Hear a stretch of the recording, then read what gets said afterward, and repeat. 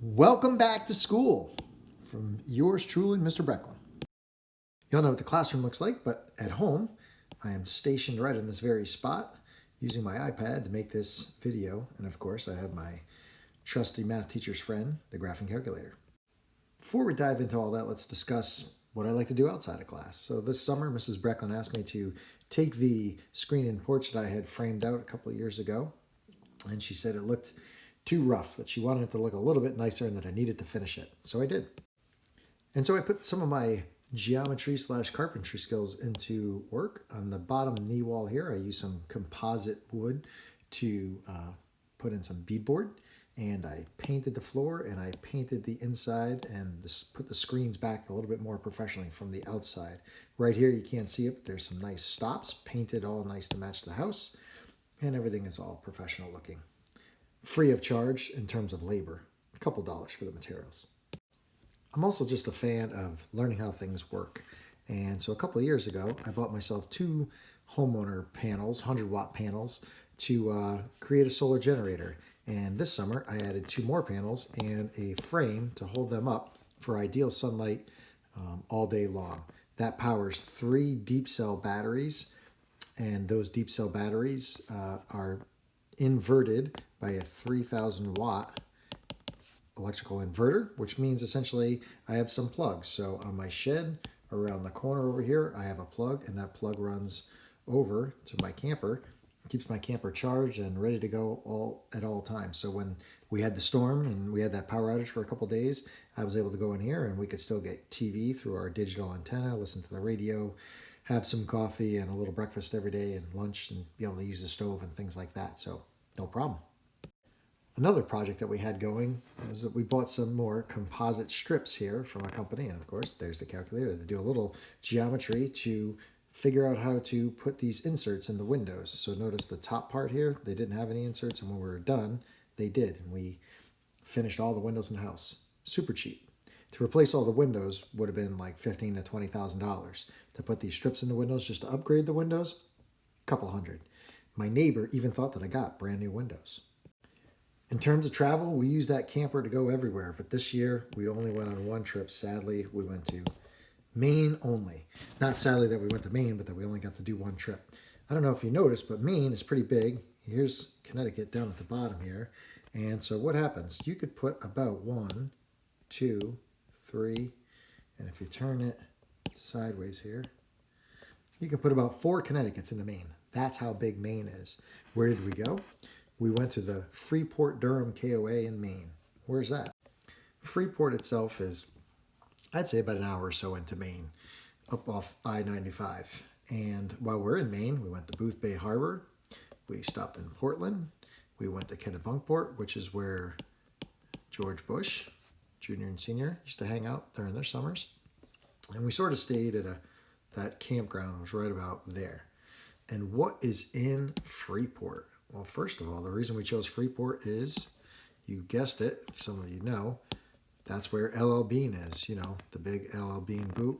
And there's your math teacher standing right there. All right. What else did we do?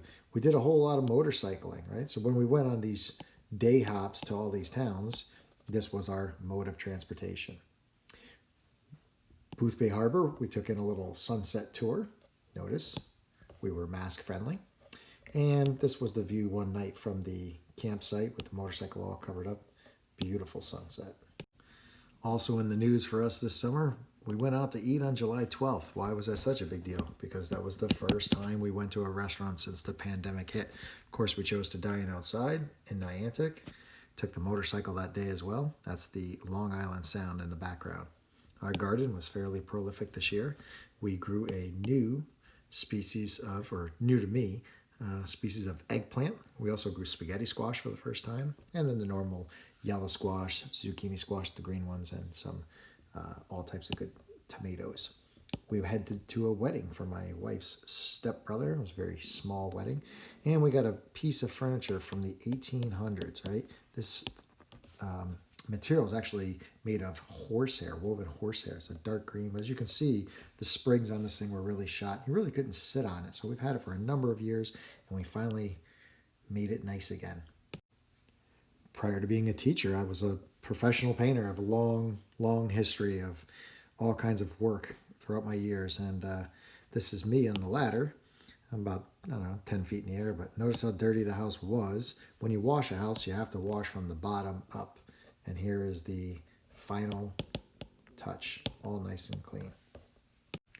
I also painted a couple houses this summer. Here's the before shot. Notice all of the trim needed to be scraped and sanded, and the aluminum siding was really just worn out.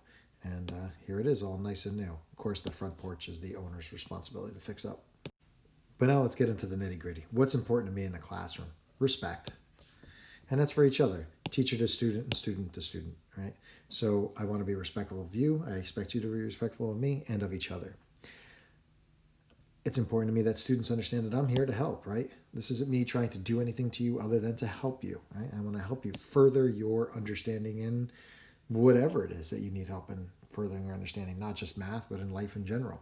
It's important that you are prepared for each class, especially the way that our timing is going this year. It's incredibly important that you are prepared and ready to go and that you are on time. How does one succeed in this, right? A lot of kids tell me, they struggle in math. Well, how do you succeed in this math course? Take good notes. And a lot of these notes are going to be video driven, so your pace, right? So even when you don't think you need to take good notes, you still should write everything that I write.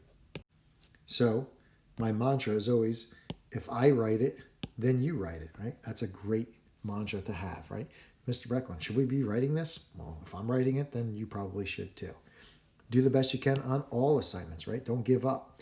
Blank is not trying. A lot of kids show me blank stuff and they say, I ask them, what happened here? Why is this blank? Well, I tried. No, you skipped it, all right? Trying requires writing, right? If you haven't written anything, then you haven't tried it. Do the best you can on all assignments. Leaving things blank is not trying. Ask questions, ask questions, ask questions. When you're lost or you get something incorrect, most importantly, if I say, do you have any questions? And you got something incorrect, then guess what? You have a question. Ask it. We all make mistakes, even me. I'll make them from time to time in class. Speak up when you see me make a mistake.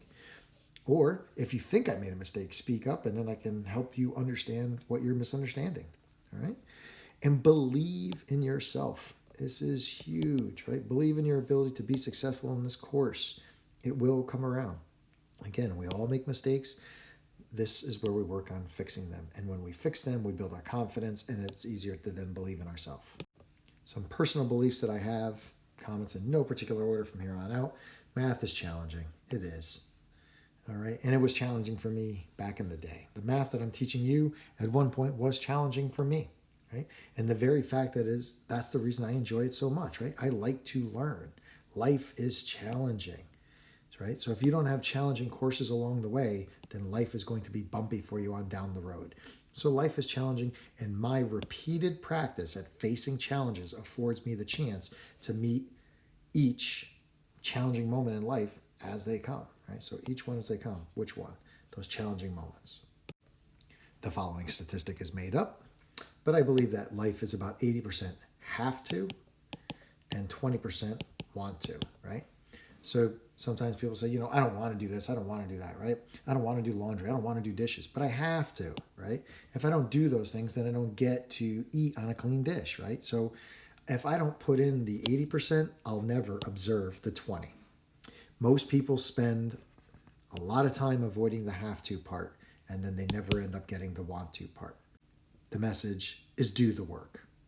As you get to know me, I think that you'll find that my perspective on education is a little different than most, or in particular, why math is so important to me.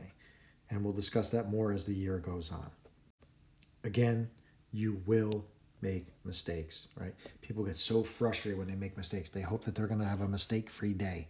Pretty much not going to happen, right? If you expect to make mistakes, right? If you understand, if you comprehend that, if you embrace that, right? That being said, mistakes are one of the best learning tools available to you. I'll make them too, as I've already stated. We learn from our mistakes, but you got to try and you got to do the work to even get them to happen if there's going to be any learning at all. Look for small improvements, right? If you got a C last year in your math class, then maybe shoot for a B at first. Once you get the B, then shoot for an A. I think a lot of students that have had poor events in the past, they'll say, oh, you know what, I earned an F, and I say earned, right? Teachers don't give grades, we just assign them, you earn them. So say you earned an F last year. And you say, well, this year I'm going to get an A. Look for small improvements, right? Take it from an F up to the C. Take the C to a B. Over time, this will happen. Truth be told, as a freshman, right, I went from straight C's all the way as a senior to straight A's and never went back from there. So look for small improvements consistently over time, and over time you will realize large gains.